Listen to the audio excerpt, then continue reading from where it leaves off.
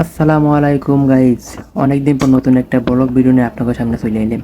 তো আজকের ভিডিওটা খুবই মজারদায়ক হবে। তো ওই ভিডিওটা না দেন তাহলে কিন্তু মিস করে ফেলাবেন। আর আমার সাথে আছে আমার বড় ভাই লাদেন বস, ও আছে রবিউল ভাই। তো এদের সাথে করি ভিডিও করে রেখে চলে যাচ্ছি আমরা মানুষের বাড়ির চিপা চাপা দিয়ে পাড়া চলে আসতেছি আমরা। কত কষ্ট করে ভিডিও করে যাচ্ছি। আর সেই ভিডিও যদি ভিউ না আসে তাহলে কেমনটা লাগে কন্ত। আর এই কষ্ট লাগে, কিন্তু আরো কষ্ট বাহি আছে। এই দেখেন, মনে করেন যে বৃষ্টি মিষ্টি হইতে সব ডুবি মুবি গেছে ঘর বাড়ি।